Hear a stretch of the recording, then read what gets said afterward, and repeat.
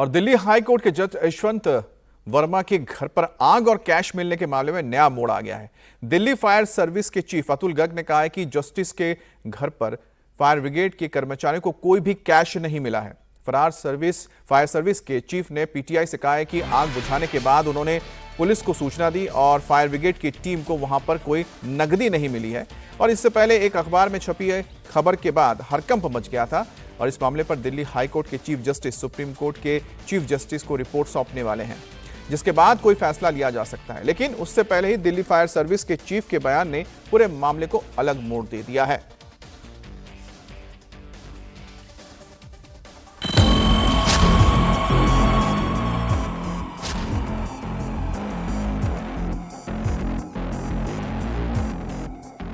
Supreme court में Delhi high court के chief justice की रिपोर्ट जाने से पहले ही दिल्ली फायर सर्विस के चीफ ने जस्टिस वर्मा को क्लीन चिट दे दी है।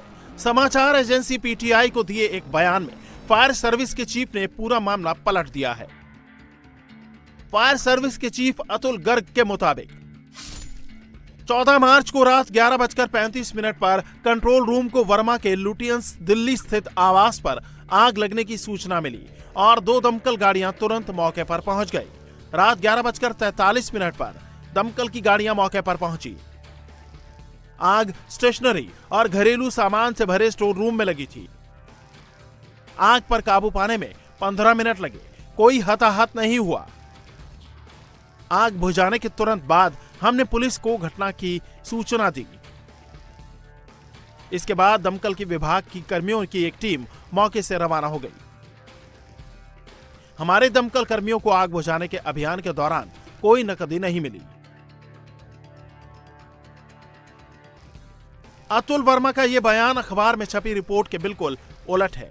इसी रिपोर्ट के आधार पर शुक्रवार को दिन भर बवाल हुआ और शाम को सुप्रीम कोर्ट ने एक क्लैरिफिकेशन जारी किया, जिसमें बताया गया कि जस्टिस यशवंत वर्मा से जुड़े मामले की जांच के लिए दिल्ली हाई कोर्ट के चीफ जस्टिस डीके उपाध्याय ने इन हाउस इंक्वायरी शुरू कर दी है और वो अपनी रिपोर्ट सुप्रीम कोर्ट के कॉलेजियम को देंगे, जिसके बाद आगे की कार्रवाई होगी। सुप्रीम कोर्ट ने अपने बयान में यह भी कहा कि जस्टिस यशवंत वर्मा का ट्रांसफर फिलहाल इलाहाबाद हाई कोर्ट में नहीं किया गया है। इस मामले में कॉलेजियम ने विचार जरूर किया था, लेकिन इसका जस्टिस वर्मा के नाम पर उठे विवाद से कोई वास्ता नहीं है। दोनों मामले बिल्कुल अलग हैं। सुप्रीम कोर्ट की तरफ से जारी बयान में कहा गया कि जस्टिस यशवंत वर्मा के ट्रांसफर पर सुप्रीम कोर्ट के कॉलेजियम ने 20 मार्च की मीटिंग में विचार किया था और इसके बारे में जस्टिस यशवंत वर्मा के साथ साथ इलाहाबाद और दिल्ली हाई कोर्ट के चीफ जस्टिस से उनकी राय मांगी गई है। तीनों की ओपिनियन मिलने के बाद ही कॉलेजियम जस्टिस वर्मा को इलाहाबाद ट्रांसफर करने पर आगे फैसला करेगा।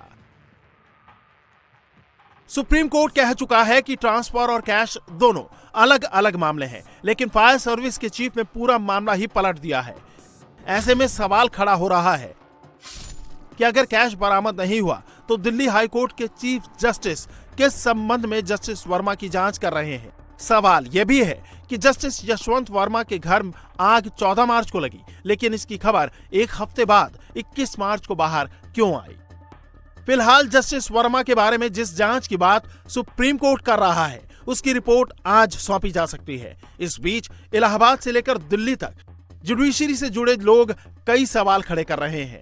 सुप्रीम कोर्ट में को इमीडिएटली एफआईआर दर्ज करने की परमिशन देनी चाहिए थी। तो ठीक है, करप्शन है, जैसे आम आदमी के ऊपर एफआईआर दर्ज होती है, इसके ऊपर भी एक न्यायाधीश के ऊपर भी उसी प्रकार एफआईआर दर्ज करने की परमिशन दी जाए और उसके साथ साथ आगे की कार्रवाई की जाए। सुप्रीम कोर्ट को तो ये करना चाहिए था, उन्होंने ट्रांसफर कर दिया। It's sad that he was a good judge and the bar was very happy with him. But if he was corrupt, then his being a good judge or being, decisive is of no meaning. And this is one place where it has to be zero tolerance. In my view, transferring is not a solution. Because transferring, if he starts, if he's doing this kind of a thing and if he goes and does it in his parent high court, that really is not a solution.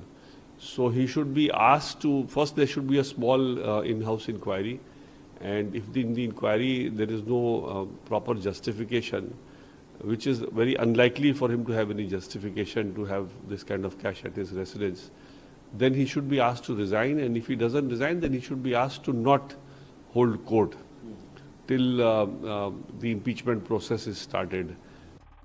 अब इस पूरे मामले में नजरें उस report पर लगी हैं जो दिल्ली हाई कोर्ट के चीफ जस्टिस अपने इन हाउस इंक्वायरी के बाद सुप्रीम कोर्ट के चीफ जस्टिस को देते हैं।